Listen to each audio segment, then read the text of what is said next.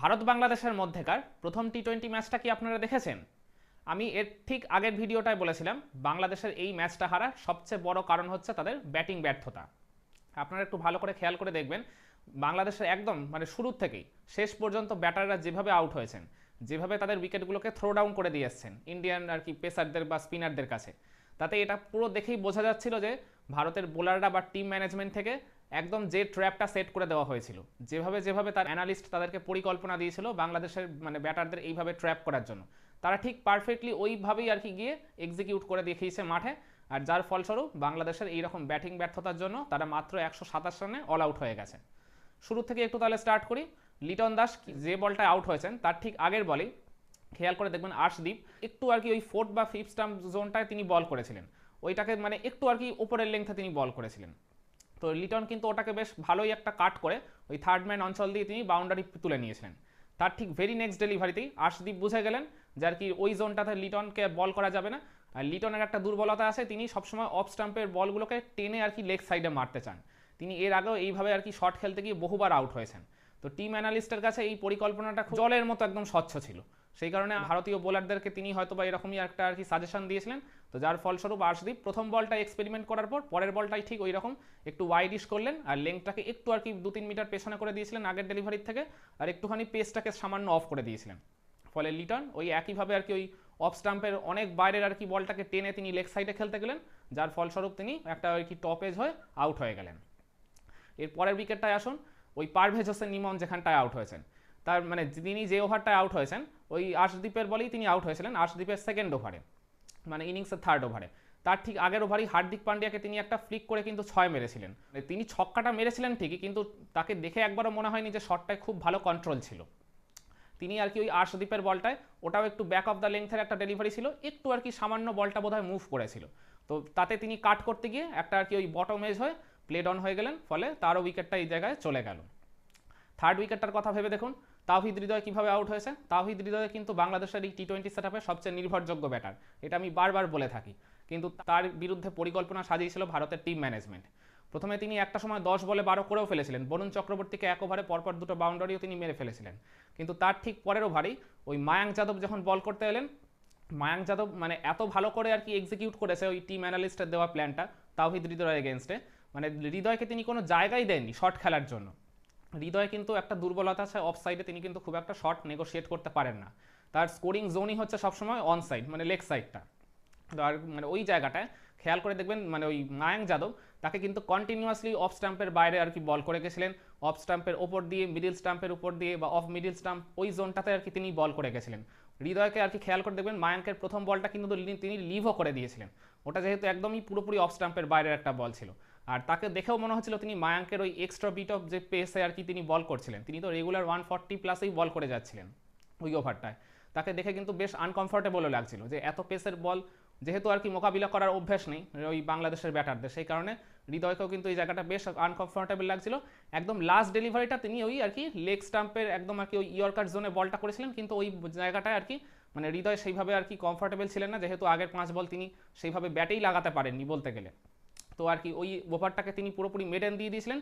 এর ঠিক very next ওভারই তখন আর কি তিনি 6টা ডট বল খেলে ফেললেন, ফলে প্রেশার বেড়ে গেছিল, ফলে বরুণ চক্রবর্তীর প্রথম বলটা ডট হওয়ার পর সেকেন্ড বলেই তিনি মারতে গেলেন ওই তাকে মানে বরুণ চক্রবর্তীর আগের ওভারটায় বললাম পরপর দুটো বাউন্ডারি মেরেছিলেন আর কি, তার ওই কারণে বরুণ চক্রবর্তী আর কি বুঝে গেছেন তাকে ঠিক কোন জায়গায় বল করতে হবে, তিনি ওই অফ স্টাম্পের একটু ওরিয়েন্টেড একটা আর কি অল্প একটু টার্ন করালেন।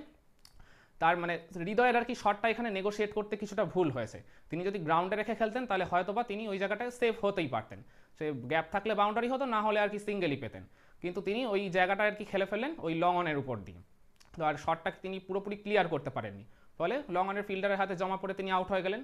আর এরপরে মাহমুদুল্লাহ রিয়াদের কথা ভেবে দেখুন, তার আর কি প্রথম বলে সিঙ্গেল নেওয়ার পর ভেরি সেকেন্ড ডেলিভারিতেই তিনি মায়াঙ্ক যাদবের ওই 140 প্লাস মানে তিনি যে বলটা আউট হয়েছেন সেটা সম্ভবত 146 পেসে আর কি মায়াঙ্ক যাদব বল করেছিলেন।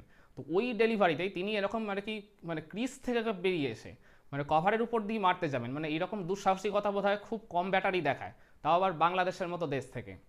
তো হোয়াট এভার ইট ইস, তো রিয়াদ যে মানে তার আর কি শটটা খেলতে গেছিলেন, কিন্তু আমার মনে হয় মায়াঙ্কের এই মানে অতিরিক্ত পেসের কারণেই হয়তো রিয়াদ ওই জায়গাটায় বিট হয়ে গেছেন, তার টাইমিংটা ঠিক মতো হয়নি, আর ফলে তিনি ওই কাভার অঞ্চলটা পুরোপুরি ক্লিয়ার করতে পারেননি। আর শট খেলতে গিয়ে তিনি লেগ স্টাম্প থেকে অনেকটা দূরে চলে গেছিলেন, আর বলটা ছিল হচ্ছে ওই মানে টপ অফ দ্য অফ স্টাম্পের একটু ওপরে আর কি, মানে শরীর থেকে বেশ দূরেই আর কি যেহেতু তিনি শটটা খেলেছিলেন, সেই কারণে পাওয়ারটা জেনারেট করতে পারেননি, ফলে ওই কাভার অঞ্চলে যিনি ফিল্ডিং করছিলেন তার হাতে ক্যাচ দিয়ে রিয়াদ এই জায়গাটায় নিজের উইকেটটাও ছুড়ে দিয়ে আসেন। এরপর জাকের আলী অনিকের কথা ভেবে দেখুন, যে বলটায় তিনি আউট হয়েছেন তার ঠিক আগের বলটায়, মানে ওটা তিনি খেলেছিলেন আগের ওভারে, ওই নীতিশ কুমার রেড্ডিকে তিনি কিন্তু একটা মিড উইকেট দিয়ে ছক্কা মেরেছিলেন।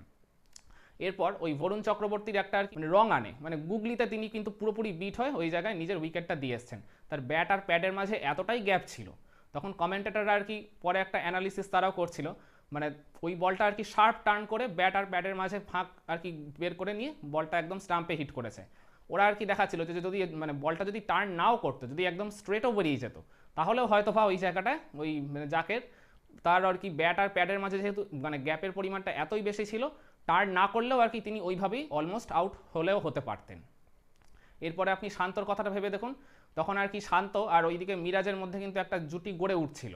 এই জুটিটা আরেকটু বড় হলেই কিন্তু বাংলাদেশ হয়তো বা এই জায়গাটা থেকে 150+ তারা স্কোর করেও ফেলতে পারতো।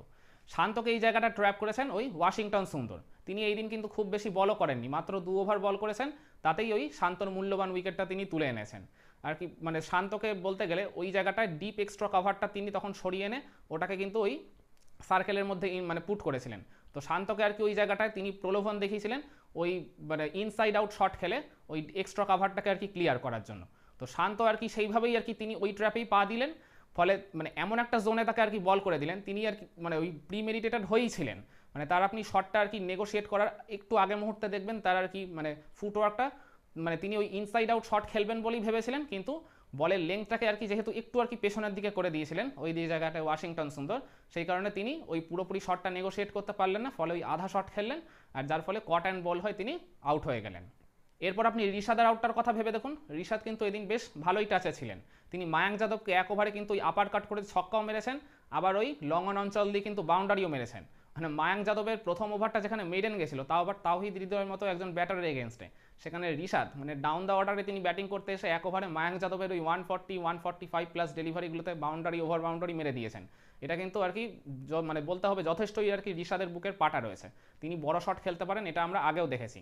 খেয়াল করে দেখবেন বরুণ চক্রবর্তী একটা ব্যাক অফ দ্য লেংথের ডেলিভারি করেছিলেন, ওটা কিন্তু প্রপার কোনো লেগ ব্রেকও ছিল না, আবার গুগলিও ছিল না, মানে পরে যখন আমি ভালো করে রিপ্লেটা দেখলাম ওটা কিন্তু একটা স্লাইডার ডেলিভারি ছিল, যেটা কিন্তু ব্যাটসম্যানদের জন্য খুবই একটা ডিসেভিং ডেলিভারি। তো রিশাদ ওই জায়গাটায় বলের টার্নটা বা বলের ডিরেকশনটা ঠিক কোন দিকে যাবে সেটা বুঝতে না পারে তিনি ওই মিড উইকেটের উপর দিয়ে একটা শট খেলতে গেলেন, ফলে ঠিকমতো কানেকশন না হওয়ায় ওই জায়গায় তিনি আউট হয়ে নিজের উইকেটটা ছুড়ে দিয়ে এলেন।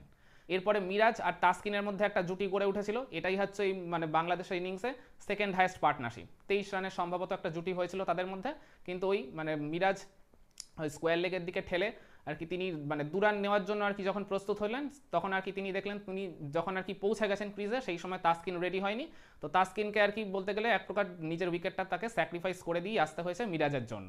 তো তাদের মধ্যে একটা ভুল বোঝাবুঝির জন্য এই জায়গাটা তাসকিন রান আউট হয়ে গেছিলেন। এরপর নবম আর দশম উইকেটে ওই যথাক্রমে ওই শরীফুল আর মুস্তাফিজের উইকেটটা তুলে নিয়েছিলেন ওই হার্দিক পান্ডিয়া আর আশদীপ সিং। তারা তো টেল এন্ডার, তাদের জন্য তো আর কিছু নতুন করে পরিকল্পনা করা লাগে না, তারা আর কি পাতি ইয়র্কারই বোল্ড হয়ে নিজেদের উইকেটগুলো ছুড়ে দিয়ে এসছেন। ভারতের টিম ম্যানেজমেন্ট বা তাদের বোলাররা যেভাবে পরিকল্পনা করে বাংলাদেশের এই 10টা উইকেটই তারা তুলে নিয়েছে, তাদের মধ্যে সবচেয়ে ভালো কোন উইকেটের পতনটা হয়েছে বলে আপনার কাছে মনে হয়? কমেন্ট করে জানাবেন নাকি আপনার মতামত।